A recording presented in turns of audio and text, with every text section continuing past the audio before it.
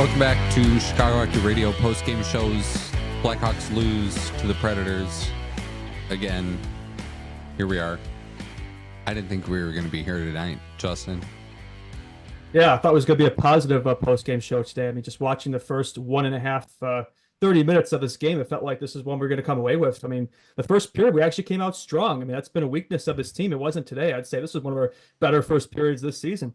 Even the first half of the second was pretty good, too. I thought it was really strong up to that point. For one point, we had a 3-0 lead in this game. Unfortunately, that was wiped away. It was the right call. I mean, it was offsides. I think it's just frustrating when we didn't get that same benefit in the Nucks game, when I'd argue that was more egregious, but whatever. It is what it is. You know, if you're the Hawks, you gotta respond the right way, right? You can't let that, ruin the momentum, take away your momentum, which at that point the Hawks had. And they let that happen. The Canucks responded right away, tied up the game in the second period. We blew that 2-0 lead right away. And the third period was even worse. I mean, we just didn't play the same way we did. The forecheck wasn't there, which is really strong in the first and second periods. It just wasn't there. And the Nucks it seemed like they kind of dominated that period. It felt like that goal was inevitable. I was kind of worried this game's not going to go overtime. Nucks are going to kind of pull away with this one. It felt like it. We just had nothing going there in the third. Big part of the reason why we lost this game. 0 for 5 in the power play. I know we did score on the goal that was taken away, but still, 0 for 5 in the power play in terms of what counts.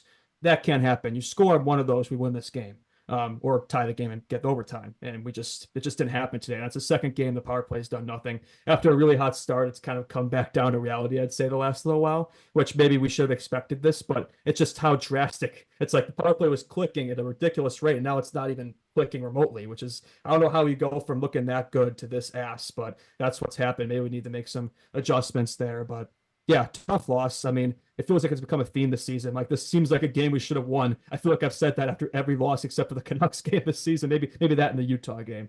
So yeah, tough one for sure.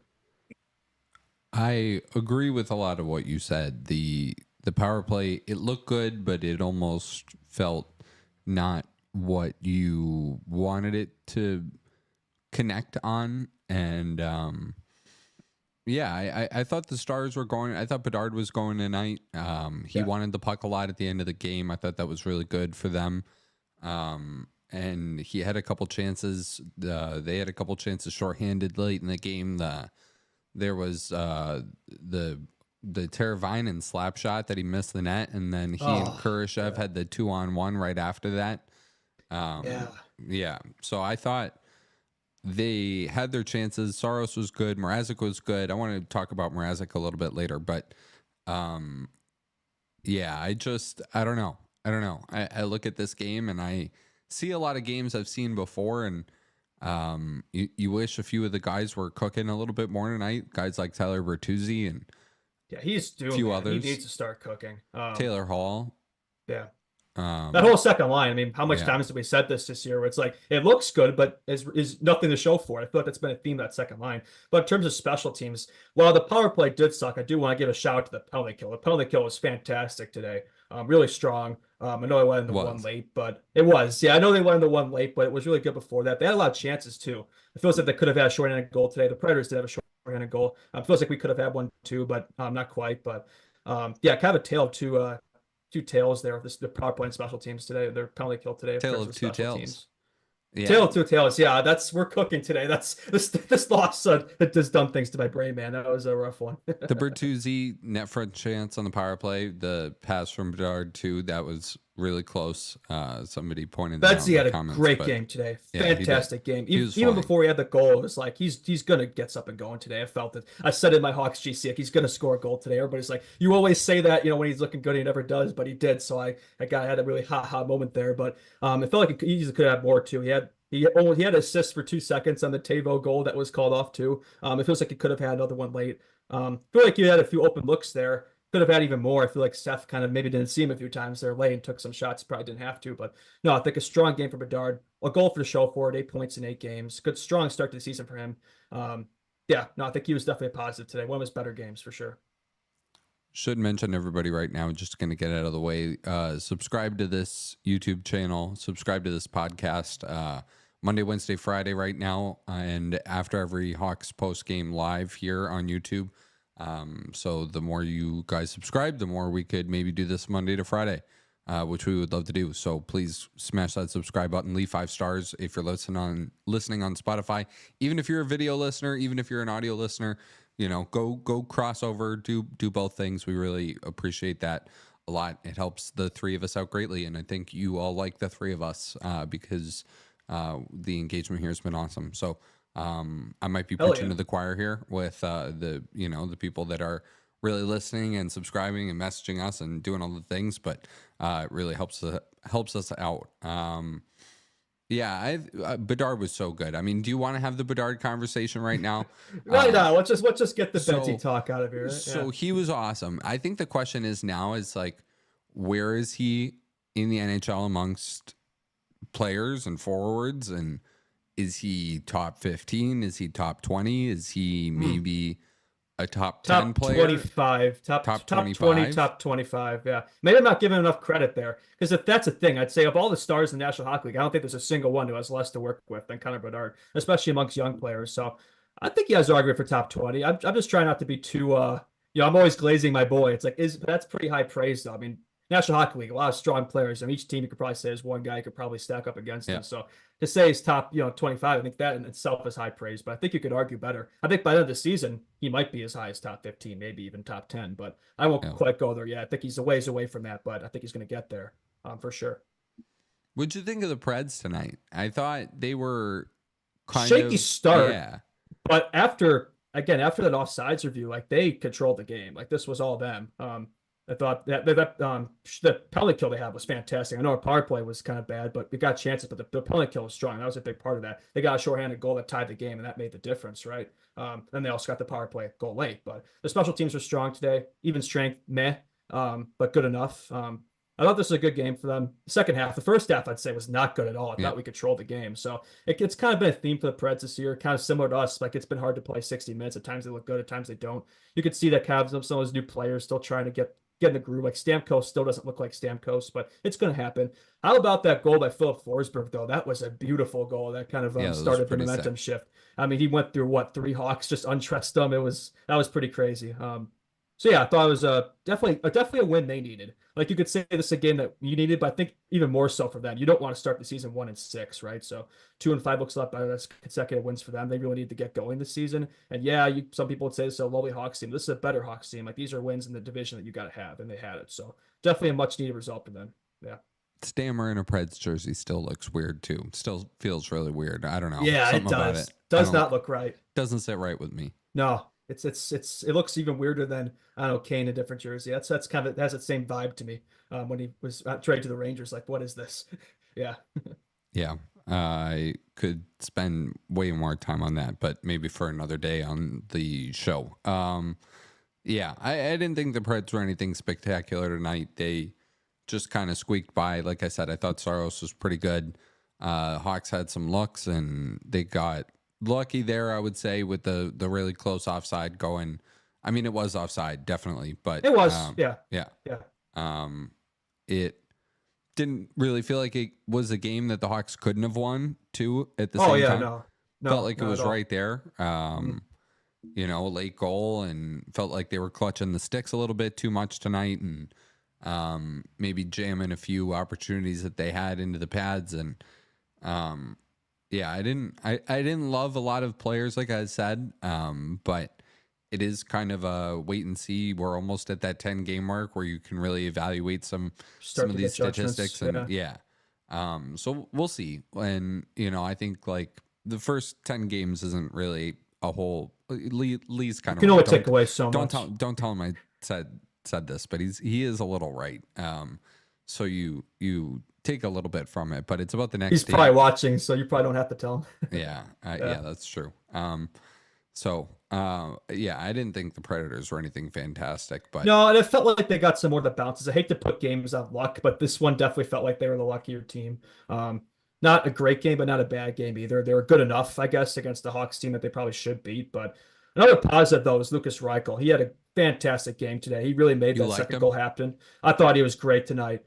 Just his patience that he showed in that goal. Like he could have easily taken a shot there, but he kind of waited for the D-man to go down and try to block the pass, and then went around him and set up Smith for an easy tap-in goal. And I thought he's so fast tonight. Even got some looks in that first line at Bedsy Turbo, which I think after this game, after how he's looked these few games, Reichel deserves a promotion. He's been playing 4 line.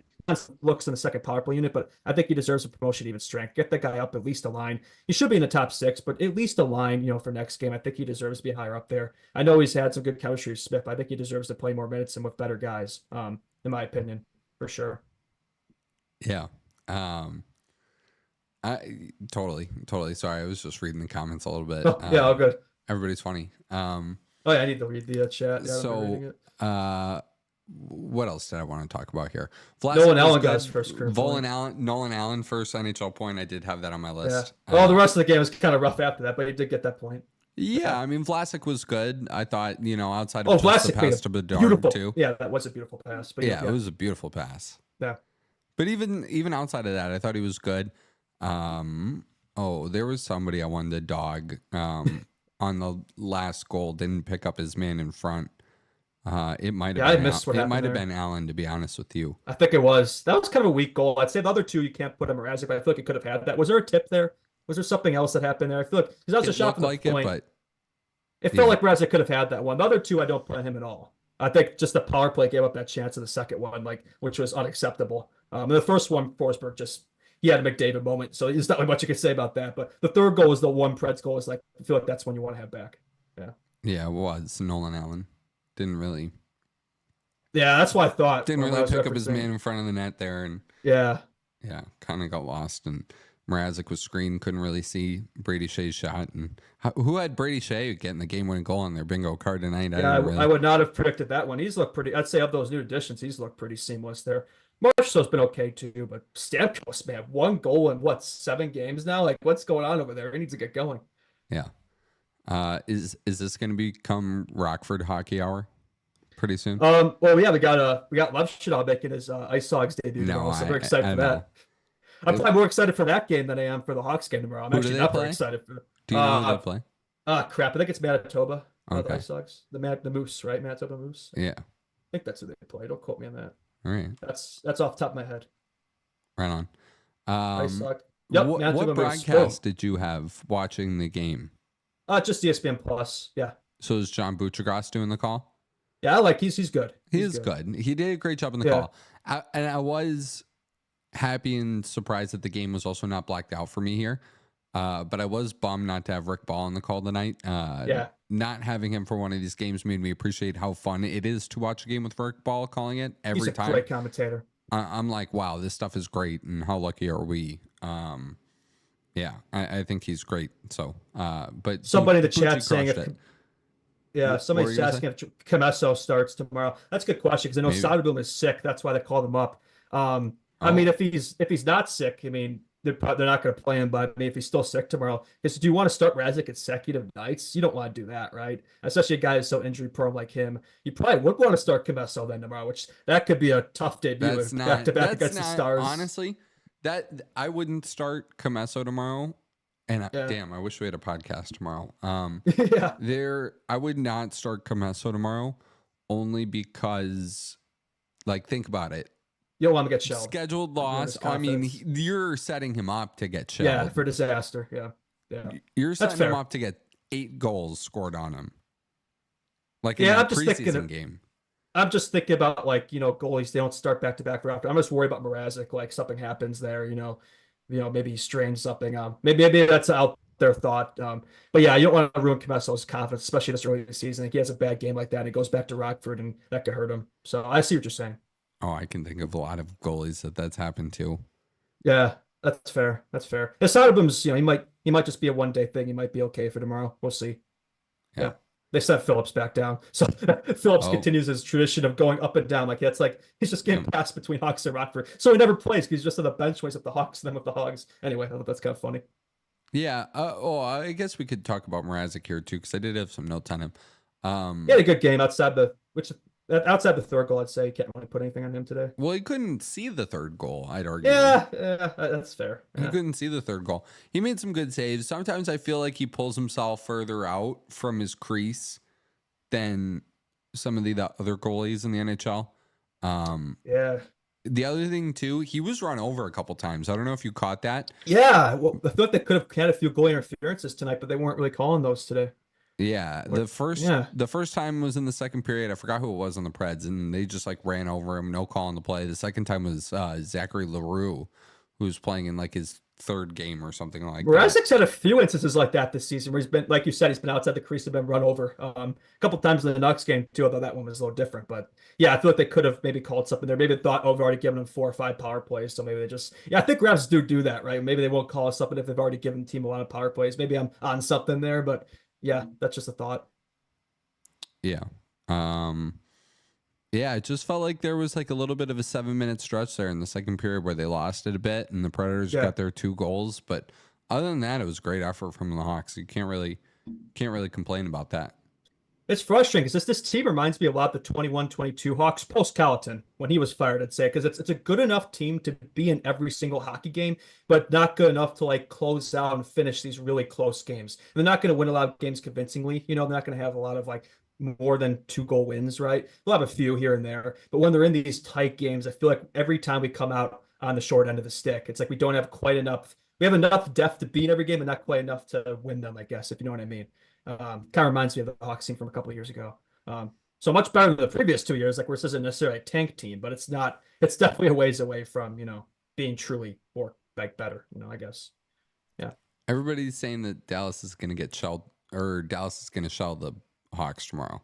That's what you want to think. That's the easy thing to say, but didn't we say this I don't think so. in the first back-to-back when we were playing the Oilers after losing to the Jets in overtime? We all said, "Oh, the Oilers are going to kill us." It's like, yeah, that's the easy thing to say. And I know the Oilers you could say, oh, because they got the slow starts, and the Stars have been kind of, I think they have one loss this year, and it's the Stars. So yeah, I mean, it's probably not going to go our way. We're probably not going to win it, but maybe not. Everything points to that being game we lose. So it's in the most Hawks fashion. It wouldn't shock me if we won the game tomorrow. I don't think we will, but it wouldn't shock me. Yeah, I think Monday's going to be really interesting if the Hawks lose tomorrow and it looks bad. Yeah.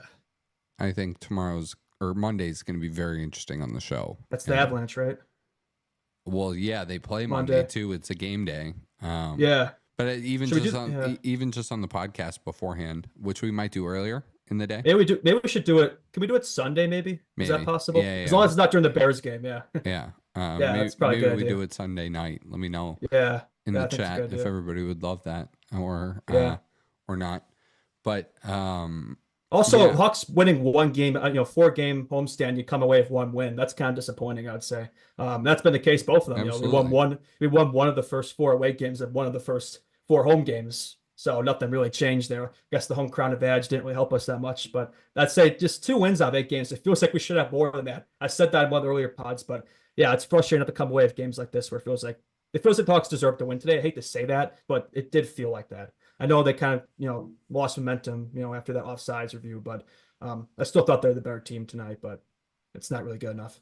Yeah, I don't know what the deserve to win-o-meter was tonight, but it feels like it was, if not in the Hawks' favor, pretty close to a 50-50 split, I'd imagine. I know we were outshot, but I don't think that tells the whole story, really. Yeah. I don't know. Oh, yes. What else did you have tonight? Somebody in the chat thought this is worth mentioning. Yeah, CHSN just got a deal with Fubo TV, so that's pretty big. It helps maybe some people weren't able to watch the games, be able to watch them. But this game wasn't on CHSN; it was on ESPN Plus. But I imagine is that real? Is that Oh no, that's legit. Yeah, that's legit. I think from Jeff is? Agrist or whatever his name is. That's where I saw it from. And somebody in the chat's mentioning it here. So yeah, it happened. Oh, okay. No, I just didn't know if that was like a joke. Oh no, it's I'm not screwing with it. Is it just me or like I know where the guys like starting our own network over here. But do you Fubo? I look at Fubo and I'm like, am I really supposed to download Fubo here? Is this a scam? And then I see it on my TV and I'm like, well, it can't be a scam if it's on my TV. And Fubo, it just like feels wrong. Maybe it's just the name. I don't know what it is for me, but that's fair. I guess we're gonna have to get Fubo now. So. I guess so, right? I guess I'll be taking $12.99 out of my account every month, so it'll be worth it getting to watch the Hawks. JC Saros is a good goaltender, man. That guy is so strong. Good. I mean, he's good when the Preds felt comfortable getting rid of Skara, which I still question, that move in the long run. But I mean, Saros is so strong; it's like you can understand it, right? It feels like the Hawks, they had two chances they could have buried, but Saros, he's a goalie, he's able to stop those high quality chances. Right now, is a big difference in this game, I would say as well. Yeah.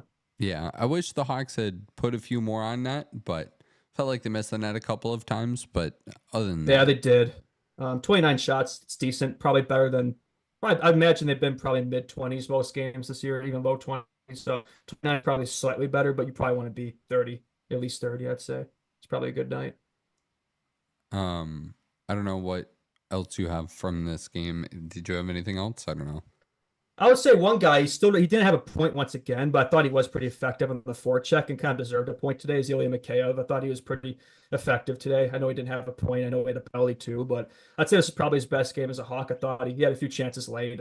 Feels like he's due to get something going. I know he's not really an offensive guy. He's more of a defensive player in the forecheck, but he has shown kind of flashes in his career of being able to score and kind of get in on the offense, and he has good speed. So it'd be nice to finally see him break through. But yeah, other guys like you mentioned Bertuzzi. This is another rough one. I feel like he had so much chance in the power play to score. Just as he's had no finish this year. I mean, both his goals been net from power play, but even strength he hasn't really done anything. Hasn't really been noticeable. So you mentioned it last year. He had a slow start. It feels like it's the same thing this year. We really need him to get going because that top six, like you can't really have anybody take time off, right? We need everybody to show up there. I like Khrushchev, okay, game back, decent after the scratch. Maybe we'd like to see a little more out of him. I think he was good, but just I think that whole second line though, like Hall didn't really do much. The whole second line was kind of quiet. Maybe they need to change it up a bit there. Khrushchev back to the wing, it's not going to happen, but I think that's put him on the wing with Bedsy Turbo. Why not? Just I think Foligno is another discussion here. Foligno's got to be demoted, man. I love Foligno, great leader, great captain, great in the special teams, great in the penalty kill, power play. Why is he playing on the first line? Why? I don't understand it. Move him down the third line with Dickinson and put somebody else up there. Put Reichel up there. Put Khrushchev. Somebody. All even Bertuzzi hasn't done much. I'd still have him up there. Just Foligno. It's like we're playing this guy over 20 minutes a night. I love him, but it's like why? No. I don't know. I thought Foligno was pretty good, especially on the penalty kill when he's like shadowing Stamkos. But Oh, he was great at the penalty kill. I'm yeah. not. Yeah, no question about that. I just think even strength, he should be a third liner because we're playing on the special team, so it's not like he's not going to get minutes. I'm not using him. Just I think with Bedsy, you need both flanks to be as high quality as possible, right? Yeah. Do you